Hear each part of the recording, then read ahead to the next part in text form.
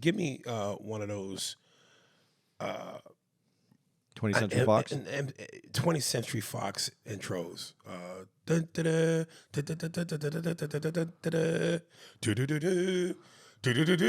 You know that I'm talking about. You could have just done that. Spears and Steinberg. You know what the it is? Aries and Andy. Chew and the jerk. You know it's time to get this work. The real raw, gutter, uncut, cold. No political corrections. Always sleep. Being awoke. We discuss politics and jokes. Cry, we lit. There's levels to this shit. Before you was on your mama. Harry Spears don't give a fuck. We talk about race a lot, racism.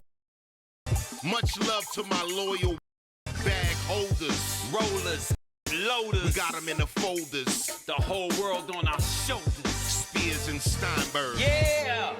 So picking up where we left off with the power of film, second episode was called Trapped. And again, he was talking about characters or that are either trapped in certain circumstances, be it the hero or the villain. There's people that are trapped. And he brought up E.T. And I don't know why I wrote this as a note, but just looking at this clip of E.T. and he does the finger thing with the long finger. Doesn't E.T.'s finger look like an Ethiopian's? You know, I'm going to be really honest with you. I've never seen an Ethiopian's dick. I haven't either, but I could imagine. That's what you imagine to be It's like? the same complexion. It's like a skinny breadstick. Well, if that came at your face like that, would you feel trapped? Bite that thing. There's a famous girl that would say something else. Hot on that thing. You feel me? Her time's up. It's over. Dude, she's on all these podcasts. You know what? It pissed me off to see her with Bill Burr. Did you see that? Come on, man. You know what? What's funny about this to me, what's funny about it is that Bill Burr kind of gave, a little talking to Mar about being like, like where Mar even said, oh, I do I have to apologize for being smart? And he said, you don't have to be the way he said it. And Bill goes at him really well. And so what is this, like the opposite of trying to be smart? What an insult to comedians. Like, you could put a comedian on there. Well, he doesn't have to have a comedian on the show. No, but God, come on, man. Really? He could have her as a special interest, but what is there to talk to her about? He even brought up Jay-Z, and I forget the other rapper that he named, and she said she knew of him, but based on what she said about him, it was like, give me a break. The reason I feel it's a little weird for him to have it, not because she it has nothing to do with her intelligence, her time. It's just that it's a note, and Mar is about this great big picture of ideas. Why do you need that note, Mar? And so, and maybe he thought he was going to get something different and new and try to show her in a different way. And so, you know what? I think she is a pop. She's going to go down as a pop cultural icon moment. I don't know how long she can make the. She might be able to figure out a way to make this moment last. She could do something. It's already over. Nobody's talking about her now. We'll see. She has a webpage, and there's still memes coming out about her. I'm not saying. I'm just saying I'm not going to put that on her. I'm going to let her. If she winds down, I'm going to let it be on her own volition. Right. But what I'm saying is Mar. It almost goes against his character. So that was what was weird to me. Right. It was why are you going to have?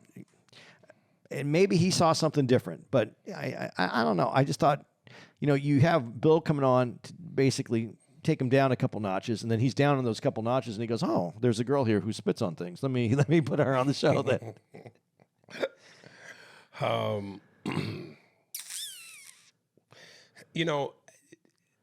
I know I can't bring myself to watch Brokeback Mountain, but when they were talking about, again, people feeling trapped in characters and stuff like that, one of the movies they brought up was Moonlight.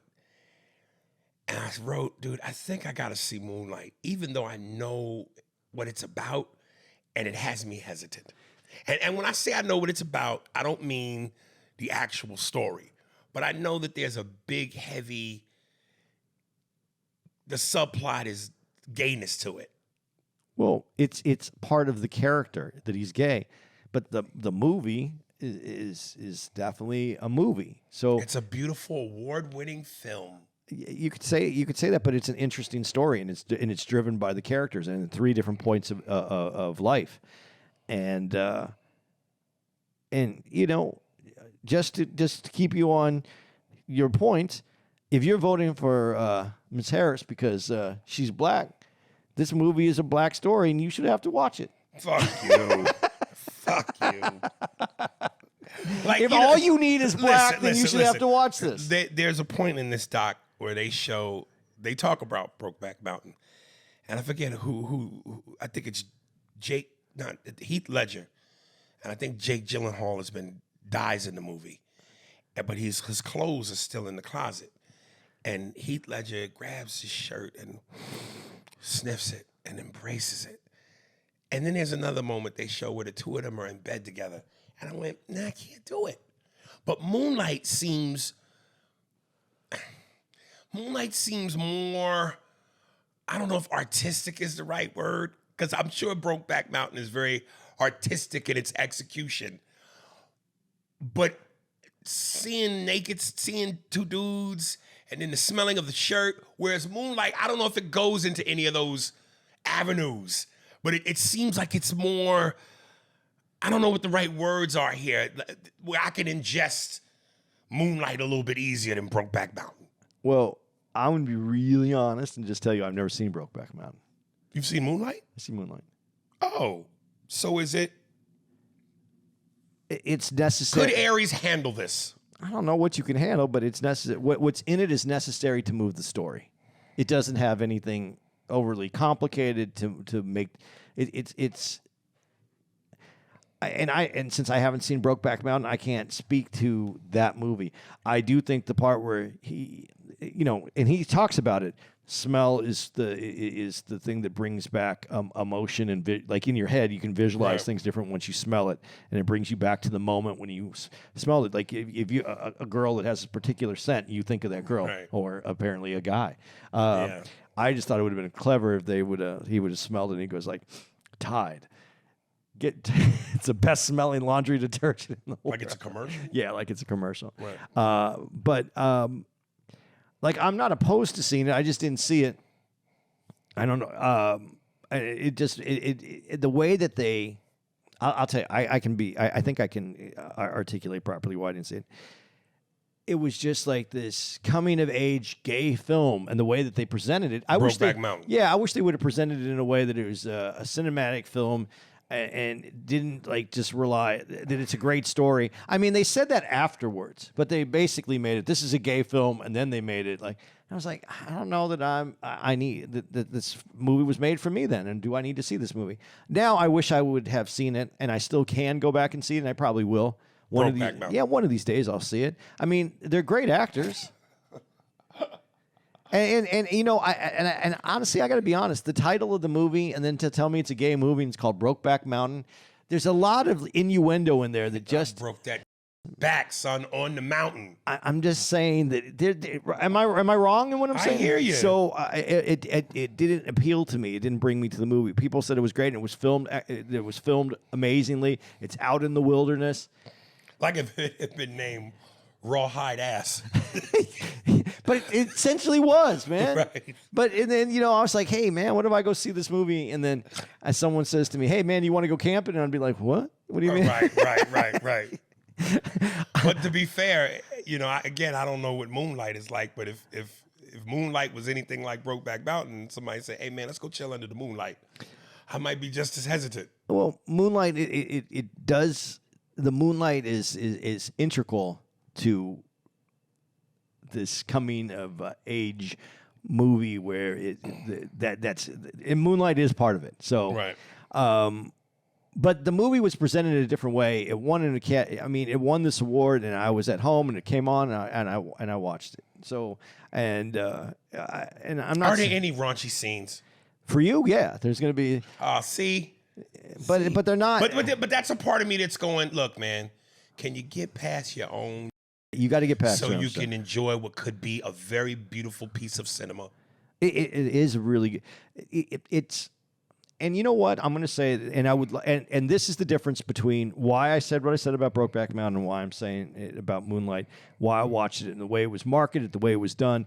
The difference is it was marketed as a beautiful piece of cinema in the beginning, and it was this cinema and this movie, and then from and what you understand is, listen, man, if you're gay or you're straight, sex is only a certain percentage of our time in life. It's about 98% of mine. Well, if it's 98% of your time, then you and Wilt Chamberlain are going to be able to hang out in the afterlife and talk about everything that happened. But for the most part, it's a small part of our life. We don't spend every moment in bed. So the story is relevant. And that's how that story was marketed. That you're going to get a look into someone's life, and that's how I looked at it. Brokeback Mountain. It's these moments where he sneaks away to be with his lover the person he fell in love with in the mountains, and they come together, and so these moments are about that 10% of the time, as far as the movie was explained to me. Where Moonlighting wasn't, it was about the arc of a person, and this happens to be who the person is. So that was the difference, and I want to make sure that I explain that correctly, because I don't want to sound homophobic about this. I don't care what someone else does on their time. I don't want to watch it though. That's the thing, and that's what I understand about you.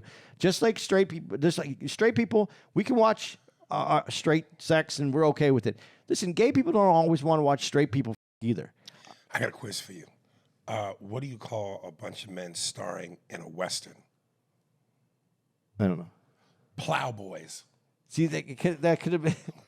They're all digging up the dirt, ready to plant. Planting the seeds got them so excited to plant some seeds. You know what I'm saying? I'm a plowboy on another man's I ride, and I'll him dead or alive. No, that's disgusting.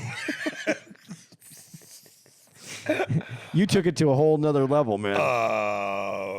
When they were talking about feeling trapped, and again, this whole meaning is characters who are trapped, but they also brought it to a slice of real life when he was talking about, it's not just the heroes, the people that you see in the movies. So many people in real life are either trapped in a situation, trapped in a job they don't want to be in, trapped in certain circumstances in their life that they don't know how to get out of. And how many times have I said that most folks don't live their dreams out of fear / being trapped and don't know how, They don't act. They don't take control of their destiny. And he was feeding some of this into fate and destiny as well. Yeah, but we're all trapped. Trapped from something, no matter what? No matter what, we're all trapped. We all have something that's our trap. We all have something to overcome. And some people will overcome it, but then we'll fall into other traps. That's part of our life constantly is to navigate these traps. Mm-hmm. I don't think we go through life without these traps. Right. What we said at the first part of this podcast, when we were joking, money's a problem. If you have too much of it or not enough of it, it's still a problem. Right. So if you're striving for success and you get to success, there's traps that come with that as well. So it doesn't make a difference where we lie. It's how we maneuver through these things. But so traps are important, and I think all stories can be. That's why I think it's a relatable subject, because no matter what, we've all felt trapped at some point. And when he was talking about trapped in relationships, he brought up the example of Casablanca, where and I wish I would have wrote the names down, but have you ever seen Casablanca? No. I never have either. Did you want to see it at all after you saw this? You know why I didn't? Because my dad was team James Cagney. And at that time, the two badasses were Humphrey Bogart and James Cagney. Humphrey Bogart was not allowed to live in my dad's house. So all the video cassettes he had, no Humphrey Bogart. No Humphrey Bogart. It was all James Cagney. But he talks about how in that movie, James Cagney's, the woman in the movie, she's married to one dude. Right. But her and Humphrey have this romance. And basically Humphrey is telling her to get on the plane at the end of the movie and be with this dude because he's better for her, even though he loves her and wants to be with her, a la he's trapped, which brings the famous line, Not Here's Looking at You, Kid. What's the famous line from Casablanca at the very end? It's that famous line. I don't remember it. Oh, God. I know what you're talking about. No, it is Here's Looking at You, Kid, isn't it? The famous line from Casablanca. And they play it again, Sam. That is a famous line, but that isn't the one you want. It's the thing he says to her just before she gets on the plane. I don't remember. Okay. I thought it. Whatever it is. I thought it was Here's Looking at You, Kid. Nah, I don't think it was. You might be right. Hold on. It is. Really? Yeah. Here's Looking at You, Kid. Okay. All right. Can you do a James Cagney or Humphrey Bogart? I can't. Neither one of them. Neither one of them. Okay, I was just curious. But here's what, and I don't. This ain't really got nothing to do with trap, but this irritates me.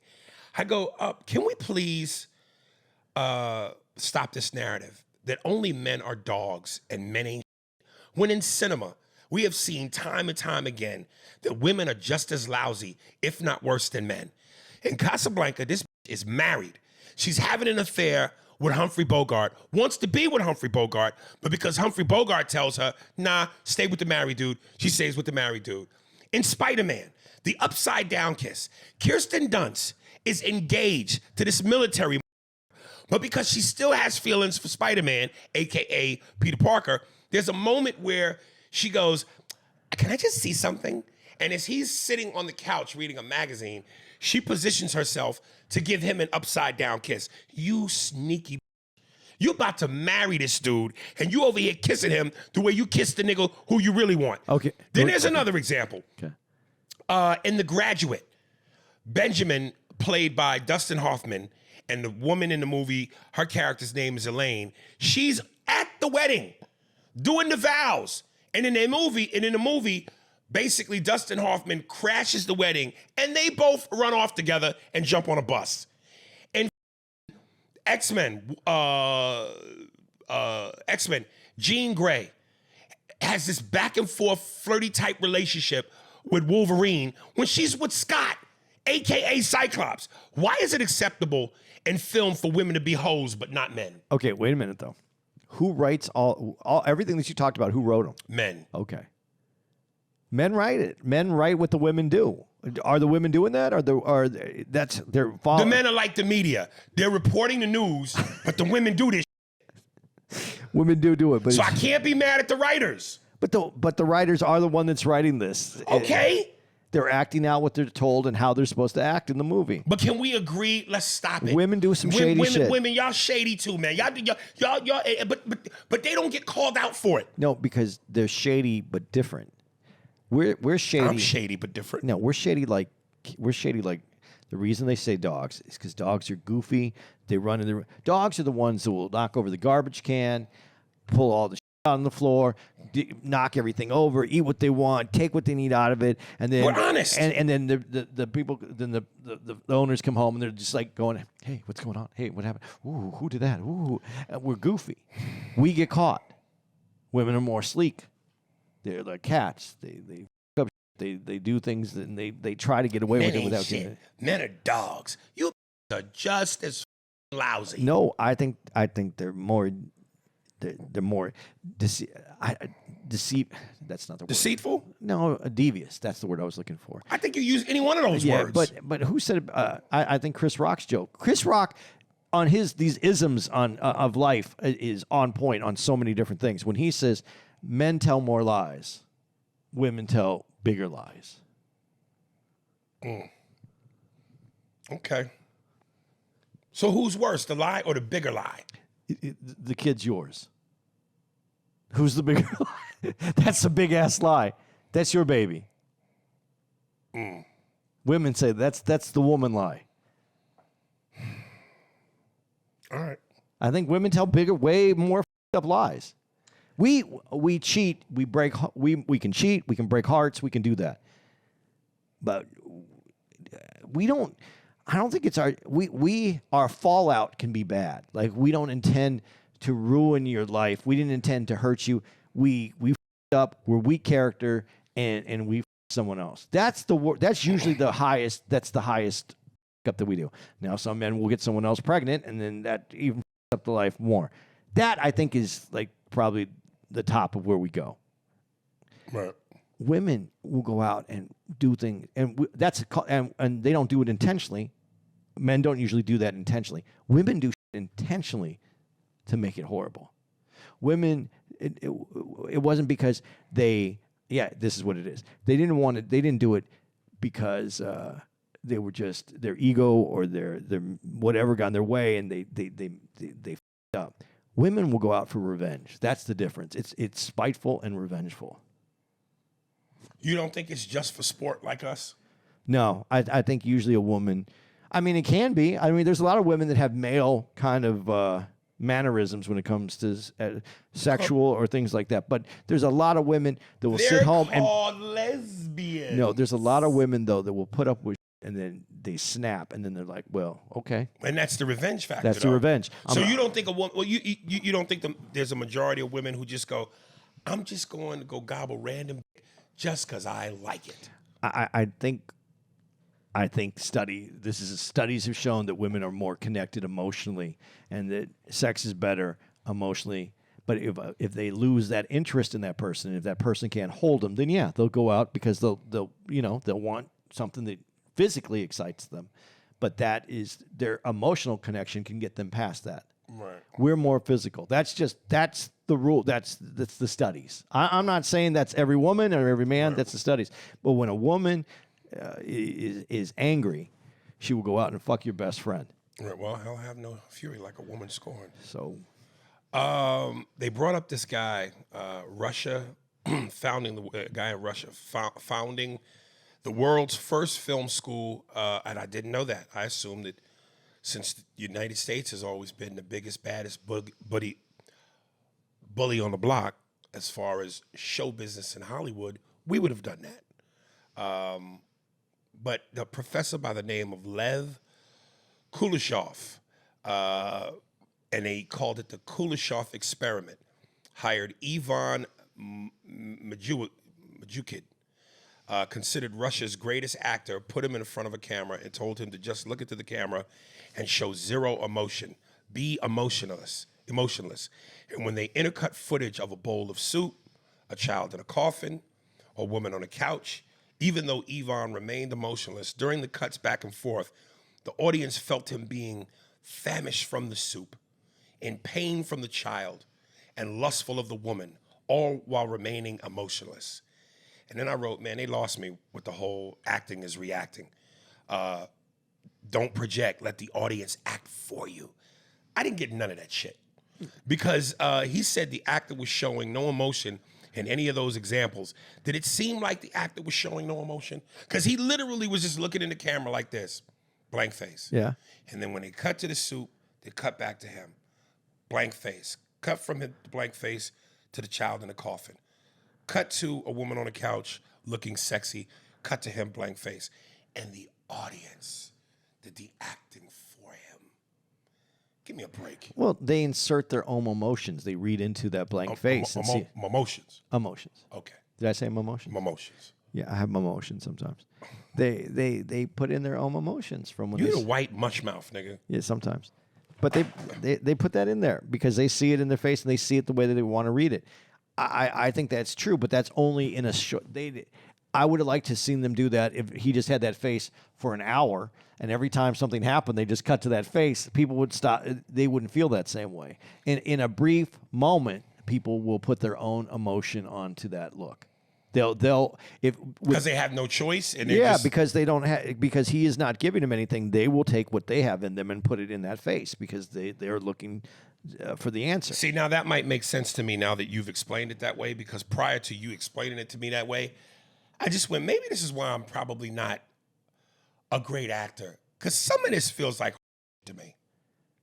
Well, I think reaction is, the best actors, they say, and you are an actor, I am not, so I'll go with you if I'm wrong on this, but the best you can do as an actor is not acting, is reacting to the line that they give, and then they react towards your line. You have to remove yourself from it and make it feel like it's fresh, and so you're reacting to the line. You're not acting to the line. Right. So reaction is the biggest part of acting. I saw an interview with Michael Caine where he said, all tell actors all the time, when the camera's on your face, don't blink.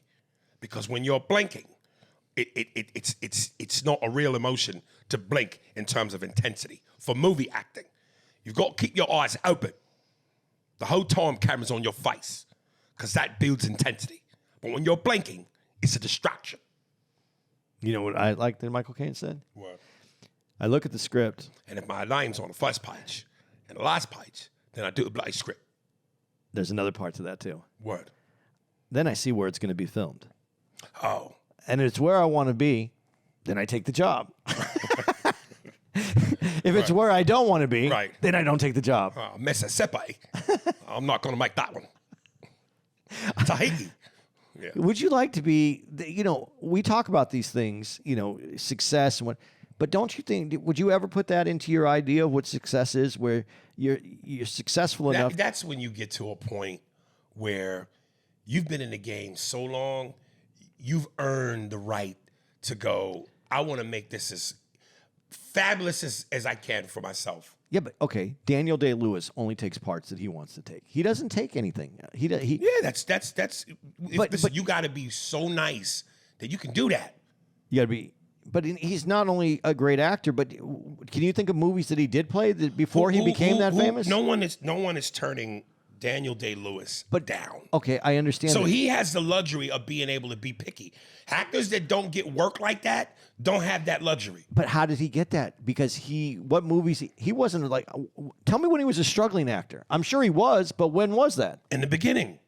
And did he do one movie that took him over the top, and then he could do whatever he wants? There's some actors. If the performance was great enough, he's in demand. But I think there's some actors who would rather live a great artistic life and not worry about having a yacht with a boat with a pool in it and doing only the stuff that they want to do. Listen, I've heard many people say that have worked on Eddie Murphy films, and this is a man who's been doing this 40 years now.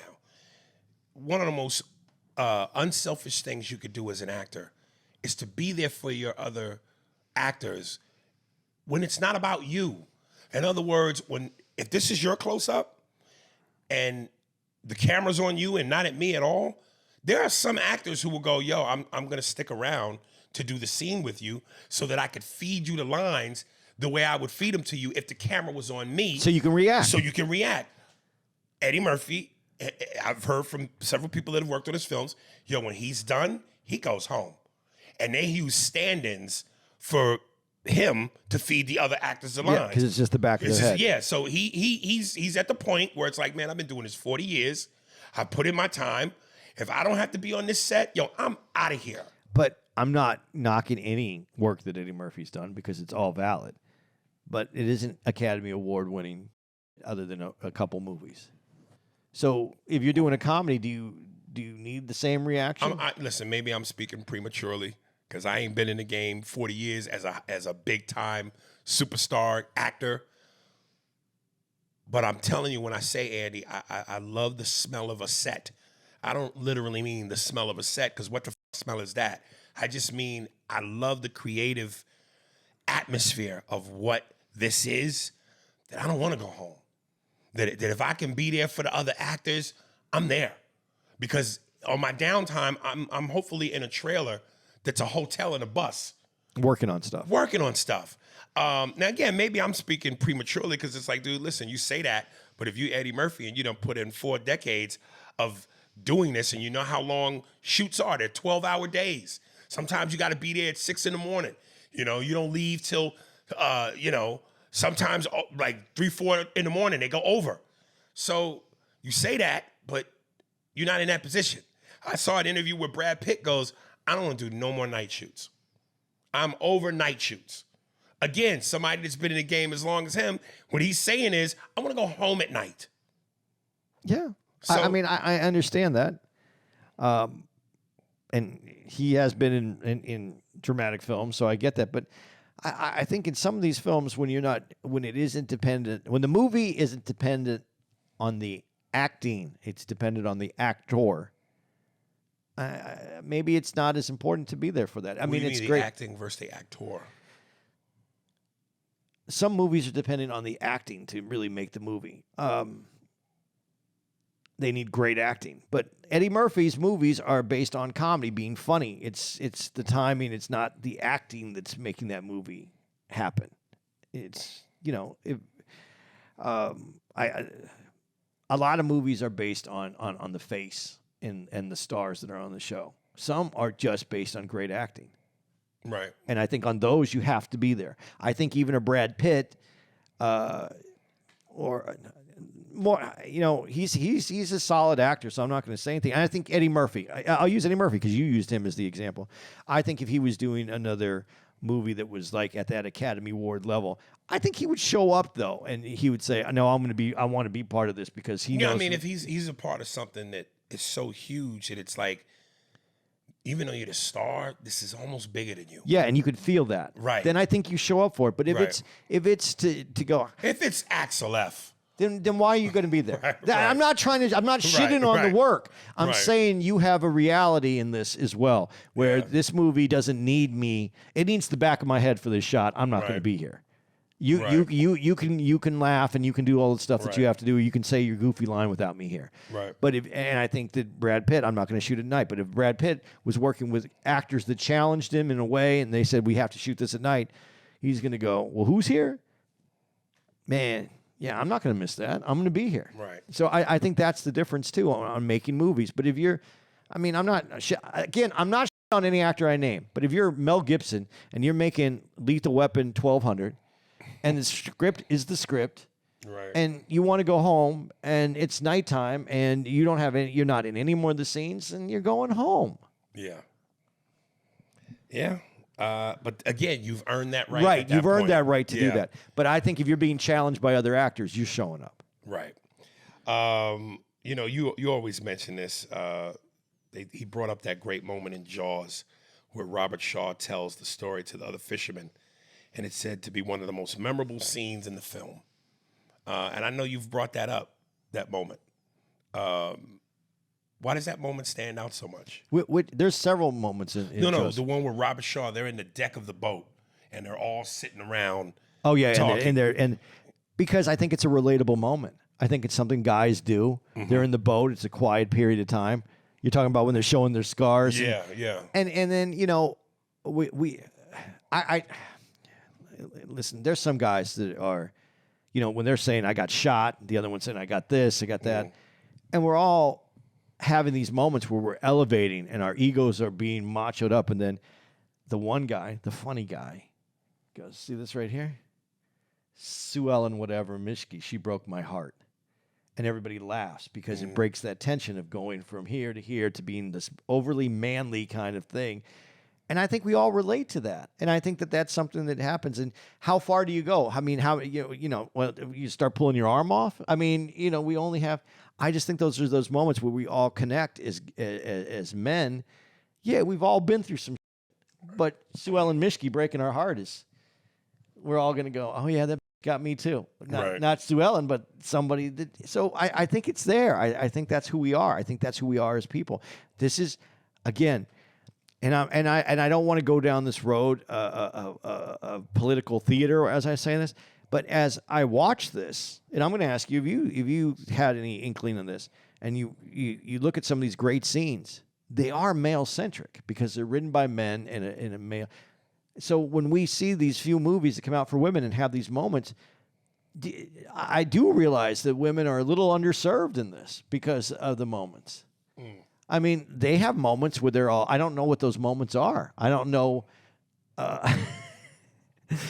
We have these hard moments that we go through as men where we're relating to each other and we say, these things. I don't know what the vaginal moment is where that comes out, where they're all bonding under this moment. And maybe it would be helpful if we saw some of those sometimes. Let me ask you, have you ever gone to the movies and saw I don't want to say they're chick flicks, but I guess that's what chick they flicks, are. Yeah. Yeah, have you ever gone what's the one? I can tell you the ones I haven't gone to. Those traveling pants one. Sister of Sisterhood of the Traveling Pants. I haven't gone. Waiting to Exhale. I saw it, but I think I saw it on HBO. Was 9 to 5 considered a chick flick? No. Yeah, it is, but it's not a chick, but it's female centric because they're the lead characters and it's going through their work. But I don't know that wasn't made by a woman. Now the movies are being directed by women, which I think gives it more of the. You know what? I kind of like it because I can relate a little bit better to it when I see it come from a woman. The idea of what is more a female. I kind of like it. I'm not saying that those are the movies I'm going to go to all the time, but if I see it and it's done by a woman, and I get to see the woman's perspective, I feel it has more of an authentic feel than what you just brought up, 9 to 5. That, you know, it's a little over the top, it's a little silly, it's a little where there's subtleties that I'm picking up on that I wouldn't have known about women before, or that I might have not have paid attention to about women is a better way to say it. And let me not be a hypocrite, because as much as I'm trying to sit here and act like I'm Sex in the City. Yeah. But that's written by gay men, but that's the same thing as women. Well, it has a different connection that isn't male, egocentric, dominated. Right. So yeah, I think that is part of it. But I think the characters are allowed to breathe as real women in that, because it's 4 different women. So we have 4 different characters that are bringing different feminine parts to that show. Right. So yeah. I think it is necessary, but I think sometimes I get lost in it because sometimes I don't even think that as a man we realize how male we become sometimes, and those things that seem so foreign to us we don't enjoy. Some of them, especially some of the ones, but I think the ones that are directed by women, I'm finding a little bit more enjoyment in it because it's the authenticity in it feels correct, and then I'm more invested in it than I would be normally. I think I'm going with that right now. 4 was called Heroes and Villains. And I wanted to ask you a couple questions. Do you cheer for the hero or the villain? Well, I had a little disagreement with him in this. About hero and villain? Yeah, because, you can make the argument that Batman is the villain and that Joker's the hero. I mean, people have made that argument, and because of what they fight for and how they fight. When he says that they're doing it for the good of society, I can make an argument that Joker was doing things for the betterment of society as well. By gassing and killing people? He took out the gangsters. He took out the bad guys. What makes, Batman's a billionaire dealing with a different kind of group of people. He's working undercover to find out things about people. I mean, I'm not saying I agree with it, but I don't think that is that line is so, and maybe it has a lot more to do with comic book movies. He didn't call them comic book movies. What did he call them? He had a different name for them. I can't remember. Not superhero movies either. He had a good name for them. So I don't know, because there's a juxtaposition in that, because the bad guys have went through some shit and they became something else. I mean, who's but in the traditional, I know what you're saying. Okay, yeah. But in the traditional sense, whether it's the comic books, the animated series, the movies, Joker's the bad guy. He's doing bad things to good people. Well, I'll say it this way. I when my son, True, was little, and he told me that Darth Vader was his favorite character in Star Wars, I took a step back mentally and went, holy shit, what kind of psycho do I have on my hands here? That's gonna take me down this road. Yeah, so I root for I guess I do root for the hero. Okay, so what's a movie where you rooted for the villain?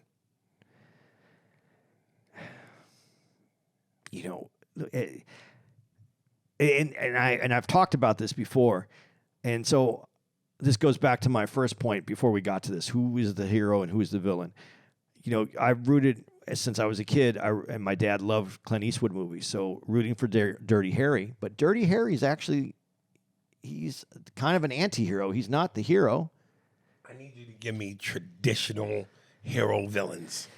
Like a movie where you went, this guy is clearly the villain, and there's other guys clearly the hero. Okay, I have the one.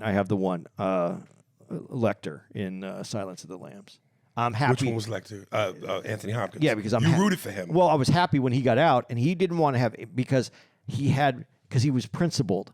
He wasn't going to go after whatever her name was. Jodie Foster's character. Yeah, whatever. Star. I forgot what it.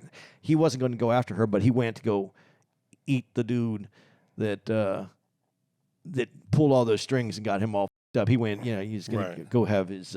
So you were team Hannibal Lecter and not team Jodie Foster. No, I wasn't. Jodie Foster didn't feel like the hero to me. No, she helped move the movie along. She was, and Lecter was the hero in a way because he was helping her capture. You gotta make things complicated. Yeah, because he helped her capture Buffalo Bill. Right. So, it is complicated. But am I making it complicated, or is that the story? He's the villain, but he's not the ultimate villain. So. And Jodie Foster was a hero, but she's kind of like a hero. She wasn't even a detective. She was not an FBI agent. She was a junior agent. She wasn't even. Yeah. So this one's a little bit more complicated, but I rooted for him. I was happy for him. I don't say I was rooting for him. I was happy for him. And then what movie did you root for the hero? Almost all the other movies, I guess. And Dirty Harry's the best example, but you're rooting for him. You're rooting for him because he's even the good guys aren't supporting him. He has to come through and he has to get them. I put movies where I went the hero or the villain. Okay, well, let me ask you in this way. Well, okay, go ahead. I want to know who your villain that you rooted for is. These are mine, but I guess I'll ask you which one would you root for. But in the Avengers, I rooted for the Avengers over Thanos. I really wanted to see Thanos get dealt with after Infinity War. The way he killed half the people, how dramatic that was, I couldn't wait till Endgame to see him get his. Yeah. This is where I root for the villain all the way. All the Freddy Krueger movies. And if you talk about the first one, Nancy was the hero. I wanted Freddy. I loved it. I love Freddy Krueger, man. I didn't want to see none of them survive. Yeah, you know what? I think in all those movies that they don't die. Mike Myers. Right. It's not that you're rooting for. You're told. You kind of understand why they have to die. Right. Because you understand the slasher type movie situation, and so I get that. But there's people that you don't want to die. But they didn't make it. They didn't make the other kids good kids. But they were innocent kids. They were innocent kids, but they were still like they had something that was f***ed up about them. And so him being, and then you find out why he's who he is, and he's getting back at these kids, and you're looking at these kids. These kids aren't going to grow up to be good kids. Yeah, Freddie, get them. So right. I can see that one. Another movie where I'm rooting hard for the villain, Django, Sam Jackson and Leo. You were rooting for them, dude. As cool as Jamie Foxx was. Come on, man. Dude, I hated Sam Jackson with passion. Sam was so entertaining. Dude, he's great, and he's great in that movie, man. That's one, again, playing a part that you're the bad guy and that you can go as deep as you want to go. Right. I say his acting was phenomenal. So much so I didn't want him to go. No, I loved exactly the way that he went out. And how about Leo? Again, I love the acting. But when he shoots him, I'm like, and you know why? Even though when he shot him, is because when he shoots him, he's gonna die now. The other dude, right? That's gonna be his end, right? But he was, I loved it, and he doesn't know that anybody else is gonna get away. But he was like, at that moment, shake your hand, or all of us be damned. Bam! He's almost a villain in that moment because he's going to give everybody up because he is not going to shake his hand. Right. So that's why I'm saying these juxtapositions. I don't know that I agree with him 100% because in that moment, what is that guy's name? I forgot his name. The actor who plays that part. The German guy. Yeah, but when he shoots him, isn't he kind of the villain? Because he's going to get everybody killed at that moment. Isn't the villain the guy who takes his own interest over everybody else's interest? He could let Jamie go with his girl at that moment. Just shake his hand and walk out the door, and everybody gets to live. Right. Isn't that what the hero does? So they can all ride off into the sunset? Right. Yeah. And at that moment, he's like, shake his hand or everybody be damned. Bam, everybody be damned. You might have made a good lawyer. Yeah, maybe I would have. You got the last name for it. Yeah. And we kind of already said this, but I was just going to go through these. Hero versus villain. Who'd you root for more? We did Batman, Heath Ledger. Mike Myers, Jamie Lee Curtis. You know, Jamie Lee, I'm rooting for her because there's only one. I think I'm 11 when that movie comes out. I think I'm 11. You talking about Halloween? Yeah, Jamie Lee Curtis. Yeah. And yeah, young Jamie Lee Curtis. Yeah, and then there's that other girl, the blonde one, the first one to get killed. I don't know why. I thought she was sexy when I was that age too. I thought she was so hot.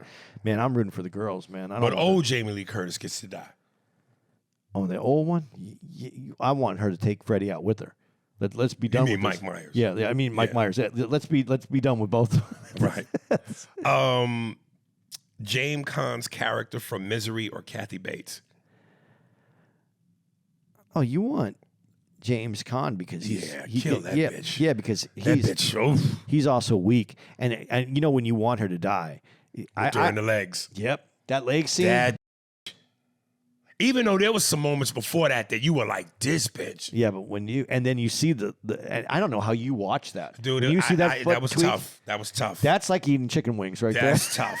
That was tough. I don't even think I watched the second one. When I saw the first one bend, I went, oh. Yeah, when that does that, I mean, I was like, holy. And then you're like, yeah, that's a whole nother being. Darth Vader or Luke Skywalker? You know, I was getting kind of sick of Luke Skywalker at some point. But yeah, of course, I wanted the four. What are they called? What are they? The people with the Force. What are they? I'm forgetting the name. Jedis? Yeah, the Jedis. I want the Jedis to win. It's not so much Luke Skywalker, but I'm for the Jedis. Plus, they make the evil guys ugly. You know what I mean? Mm-hmm. So you obviously, and that's the other thing. He didn't talk about that. Well, he did. He talked about a scar, but he talked about the scar on the hero. Right. They make the villains not only wear black, the black hat versus the white hat, but they make them ugly a lot of times. So it's easier to root against the ugly person. Yeah, that's on purpose. Yeah. Number 5, the power of paradox. What does paradox mean? I forgot how he explained what they said on it, and I want to explain it that way because that's the best definition I heard of it. Here, I'm going to look it up though, see if it's the same definition of paradox. Yeah, it is a seemingly absurd or self-contradictory statement or proposition that, when investigated or explained, may prove to be well-founded or true. So that I like it because it's not the opposite. It is. That's the paradox where you think it's wrong, but it turns out to be true. Wait, so in that sense, you think it's wrong to do, but it turns out to be the right thing? And I'm only asking. Yeah, that could be the way, the situation, or it could be in a situation where you think someone's the bad guy and then they're the good guy. Okay. So yeah. So I was asking that to get to what he mentioned about. Let me go back to now. Godfather 2, killing his own brother. That was the paradox. Yeah. That he thought it was the right thing to do at the time, or he the way you just explained it. But it ended up being the right thing to do. Well, again, and I go back to what I said on on our yesterday episode. Man, he handled it. Family is family, whether it's the business of the family or the family at home. He handled it the same way he would have handled anybody that betrayed him. If you betrayed me in my business family, you have to go out. If you betray me in but in your business family, it's business. In your regular family, it's personal. He killed Fredo because he went against him and the family, but it was also personal because there was personal involved in that. My question that I wanted to ask you was, I know it's just a movie, but could there be anything that could happen in your life to make you off your own brother? So bad that you would go, I gotta kill my brother. You want to think that maybe like if they killed your parent, like they killed your mom or your dad, but I think you feel so broken. I don't think you do that. By the betrayal, you feel so broken? Yeah, or you know what? I would say maybe if they killed one of your kids. Which is crazy because that'd be them killing their niece or nephew. Yeah, if they killed your, I think that's the. I don't know what else could make you want to kill. Yeah, some people don't have the same have a good relationship with their family though, so maybe killing someone in your family wouldn't be a big deal. I'm not. I mean, I know some families that might be able to happen, but I think that they killed your kid, and you know. And you know what? I've seen movies. I'll go to a movie idea. You know, you say to your brother, hey, I don't want him to go hunting. Don't want to go hunting. He's not good for hunting, whatever. He goes out. You take the kid hunting. And you told him no, couldn't go. And then, you know, he dies. I think there's a movie like that. And, you know, do you hate him so much that you want to kill him because you told him not to take him out? Even though it's not even his fault.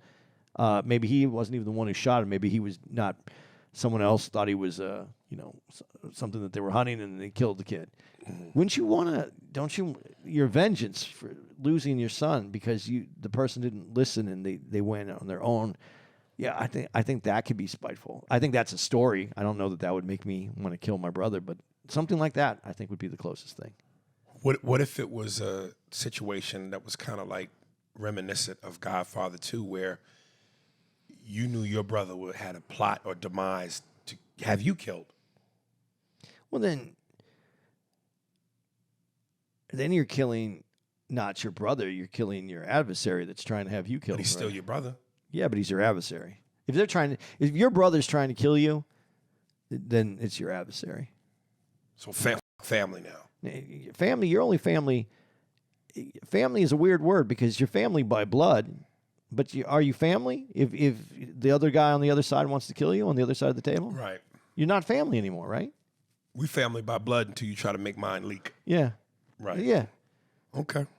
Well, do you got something that would make you want to, that you think could take you to that level? I think I kind of agree with you.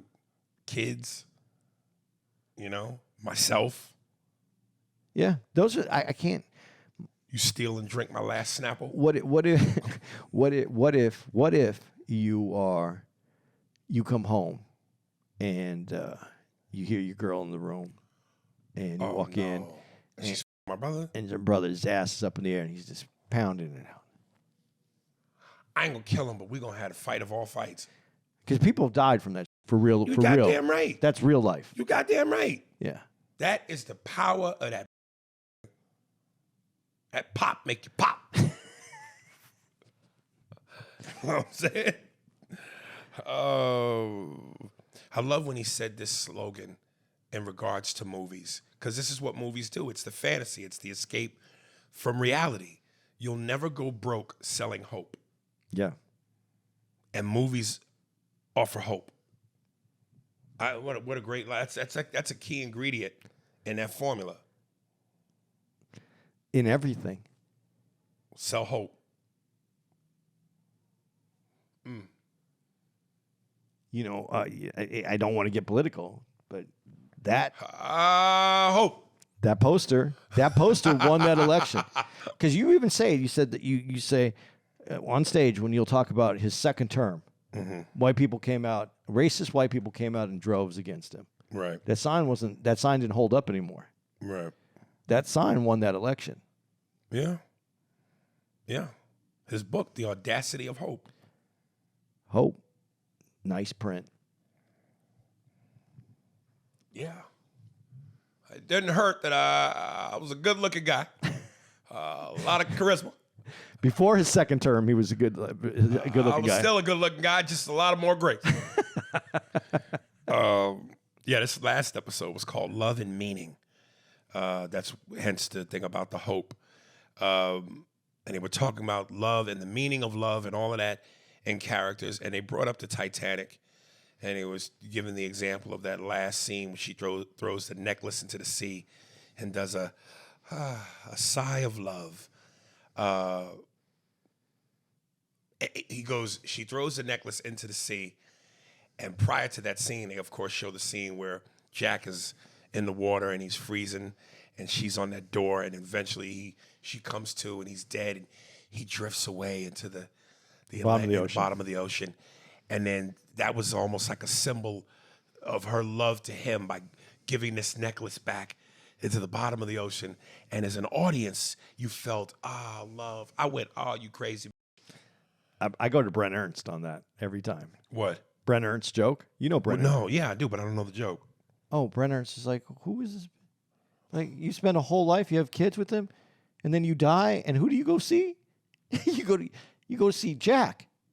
You spent a whole life with somebody else. Right. And then you leave to go back with Jack. This is what I'm saying about women ain't. And then he's talking about you have that necklace worth $1 billion. You had this mediocre life. You could have made everybody. So they ain't, and they dumb. And then she throws out the thing because it was a memory. She could have said, hey, Jack, thank you for giving me a good life. Me and my husband are going to have kids. And did the kids go to college? I don't know if the kids went to college. The kids might have not gone to college. Her name was Rose in the movie. If that was Roshana, a black chick, man, that necklace ain't going in no goddamn sea. Shit.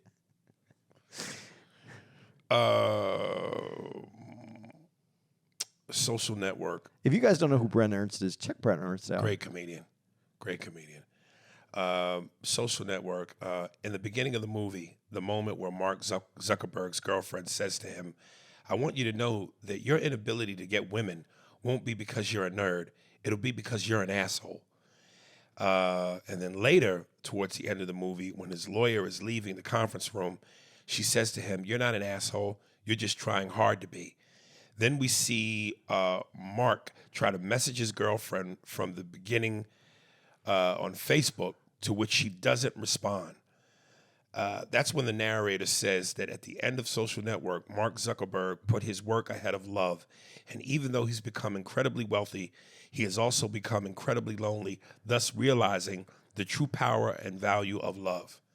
And then I wrote, now, while I believe that to have all that money in the world, but be incredibly lonely is its own curse/bad thing, I also have to believe that a man who works his ass off to put himself in a position of the ultimate freedom, which is financial, any woman associated with him from a loving standpoint would also bask in that same freedom and all the benefits that come with that type of financial gain. But why does it always seem as if women aren't willing to make the sacrifices necessary for the sacrifice that a man has to make to be in that position? Certainly they will reap the rewards of all his hard work and his sacrifice after the fortune has been made. But on the journey to that fortune, there's a lot of complaining. You know, it's what do you want, women? What do you want? You can moan if a broke and he ain't buying you and paying your bills and ain't doing X, Y, and Z. But then when a man dedicates himself to all the necessary things that it takes to be at the top of the mountain and go through all the blood, sweat, and tears and the sacrifice, you guys are never on board to take that journey with him. But then once he reaches the top of the mountain, you want to reap all the rewards of the journey you never were on. What do you want? Okay, before I'm going to let you just go there like that, there is an example of a couple that did put it together and built it from the ground up, and that's Jeff Bezos and his wife. And how many times does that happen? I don't know. And then they get there, though. They get there, and then they look at each other, and they realize, you know what? And the reason I want to say this before I even get to this part is there's a lot of people that go, I'm with my girl because she was with me before I made it.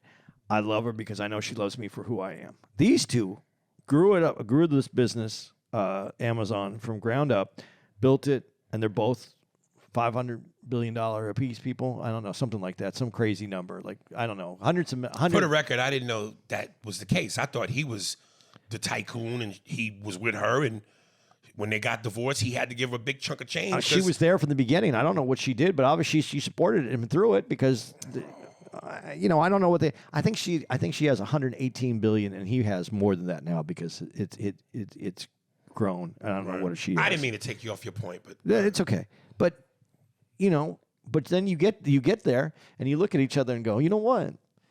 Freedom would be nice though. I want to experience these other things, and they went their separate ways to do their own. But for the men who did it without the women, okay, like what these want from a, I'm just like listen, I get it. And in the beginning, before you become Mark Zuckerberg and you become this billionaire, like the scene in the movie when she goes, your inability to get women won't be because you're a nerd, it's because you're an asshole. But if she could see into a crystal ball, and now he's Mark Zuckerberg, the billionaire, are you still not with him? No, I don't know. Some people wouldn't if they knew him from back then. I mean, if he was an asshole and you're an asshole and that's not going to be a turn on to any woman, then yeah, she may tell you take a hike. But if he's an asshole because he's making the necessary sacrifices to become who he's going to be, yo, you don't think you should eat some of them L's so you can get the W in the end? If you understood why he's being that, but I don't think people understand why. They don't understand why he's being an asshole. And I think I got the explanation on this. Mark Zuckerberg was an asshole because he could see things that other people couldn't, and people thought he was weird, dysfunctional, a problem. He was the problem. And if you are looked at that way, you become an asshole because you've seen something that they don't see. His partner, the other dude who started the company with him, couldn't see it. And he was one of the guys that started it with him. Couldn't see what he was doing. Couldn't understand what the steps were. Couldn't understand what level this was coming to. I think that people say that who's the dude from Apple? That I'm going to forget his name right now. It's happening. Shit. I'm having that moment. Steve Jobs? Yeah, Steve Jobs. Yeah. People say he was an asshole. He was an asshole because people couldn't see what he saw. When you're out there trying, it goes back to the very beginning of this. You see where this is going, folks? People don't see what I see. When the director, now I'm going to forget the director, Orson Welles, said that, I need this shot. We need to dig a hole there. Do you know how many people probably looked at him and go, what a asshole? Mm-hmm. Especially the studio. You're going to cost us money. Yeah, you're going to dig a hole in a studio because you want an upshot? Come on. Just get it from 3 feet. You don't need it from all the way down on the ground like that. No, I want it from 10 feet down. No, you're an asshole because you see something that other people don't see. Now, that's not why everybody's an asshole, but that's why the genius type of people that make it in later in life or have this great success, I think they're thought to be assholes, but they're just misunderstood people, and they become hard to deal with because they're staying on that track, and they have to fight to stay on that track because everybody's trying to push them off, saying you're an asshole, you don't know what you're talking about, this isn't going to work, you don't know what you're doing. They know what they're doing. Right. Last thing. They showed a clip of this movie called Morocco. And they were talking about something to the extent, and they say, when people who have the power pretend that they don't, it's considered funny. But when people who don't have the power pretend they do, it's considered by the people who have the power threatening. Why do you think that is? I don't know that it's threatening. No, but that's what he said. Yeah, I know that's what he said. I don't know it's threatening. It's just, it doesn't seem as funny to me. It's like punching down? Well, no, but that punching down is the people that don't have the power. Yeah, being made fun of on the top. But the other way, no, you're making fun of the people on the top. That's punching up. It's just not as fun because it's not. It doesn't have the same. It just doesn't have the same feeling. It's fun. Let's take it from the basic. Watching a girl dress as a man in a movie, which is what they brought up. Yeah, doesn't seem as funny as seeing a man in drag. Yeah, it just doesn't seem. And maybe it's because of the way that they're presented. When he's walking in those heels, Andy? You know why? Why? Women aren't as funny as men. Well, sometimes I've seen a few movies get it right. When you know which one is funny that they did it, but they didn't do it where the woman dresses as a man. It's where Mel Gibson. What do women want? What do women want? But that's not. That's a moment. Yeah. It's not the whole movie. No, and he didn't When you change look at- into a woman. He just could hear them. Right. When you look at, I dare you to name a classic movie or any movie where a woman becomes a man, and that's what the movie is. That's a hit and it's notable. Two off the top of my dome: Mrs. Doubtfire and Tootsie. And there's more examples. Yeah.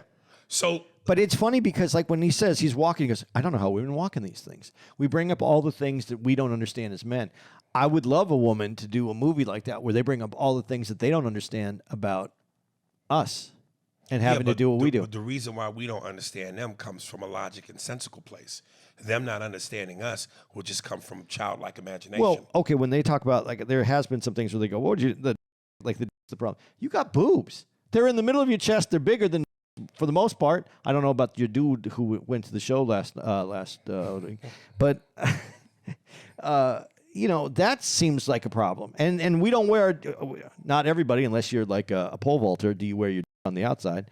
But they wear, you know, the breasts are right there. Everybody can see how it. I think women have. I think the way that it's set up is different. So it's just not as funny. I mean, I would love to see it from a woman. I would love a woman to do it from her perspective that actually was funny. Off the top of my head, I could go, okay, so you're going to do jokes about how men don't lift the toilet seat or how we get piss all over the toilet seat. Outside of that, where are you going with it? Shaving, but they can shave legs and stuff, but shaving their face. I don't know. You know what would be interesting is if a woman did it and actually found these new little nuances to bring out so that it was funny, so that we could relate to it and we could laugh at it. But here's the other thing, truthfully. Of all the times we've seen men in drag, there are some men who pull it off to the point where you go, yo, for a dude, you make a good-looking woman. A la John Leguizamo and Tu Wong Fu. Yeah, but what woman, no, seriously, what woman He could dress up teeth. as a man and you go, I believe that's a dude? You still see their women features, their cheekbones. No, but you see that. I think you see that in men too a lot. What do you mean? I think you could see. Men are either ferociously horrendous in drag, a la Wesley Snipes, or you'll go, yo, for a dude, Joe, I might give you a plowing. I think there's women that can pull it off. That look like dudes? Yeah, I think there are women that looks like dudes. The only thing is, they don't have that like facials. They have to be younger because they don't have facial hair and things like that that look masculine. But not all dudes have facial hair. Most dudes have facial hair. If you're older, there's some sort of facial hair. When you're younger, yeah, you can pull that. I think they can pull it off better because Dude, their physical frames are too small. They don't have the width. They don't have the girth. Dude, I see some of these guys that are out now. They don't have. I don't know what happened to them. They're emaciated looking. They don't have. Even my son. Both my boys. Max, very shoulders, very narrow, very thin. True, fucking widest shoulders I've ever seen. I mean, there are some Abercrombie and Fitch dudes out there. Yeah, that's what I'm talking about. Max Yeah. is more Abercrombie, man. But True, he's more I don't know, whatever weightlifting magazine you want to have. His shoulders are way out here. He's skinny as because he has a metabolism that he can eat all day long and he still stays thin, but his shoulders are so wide. Yo, real talk. Yeah. If I'm a good-looking woman in drag, son. Yo, for real, son. Like, I'm almost like, if you put the right shit on me, yo, I'm like Felicia Rashad in the Cosby Show. Dude, I give off Claire Huxtable vibes. Maybe when you were younger, but In now the 80s. you're like Good Times now. Nah. That's the role. You might be right. Especially if you put me in the wig. Little afro wig. I got them comb titties. You might be right. But yo, in my 30s, 20s, yo, I'm Claire Huxtable, B. Okay.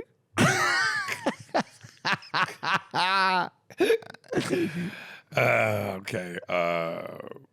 I just thought this was an interesting line in Wizard of Oz when he mentioned how Dorothy went home and he said, people become conservative when they've got something to conserve.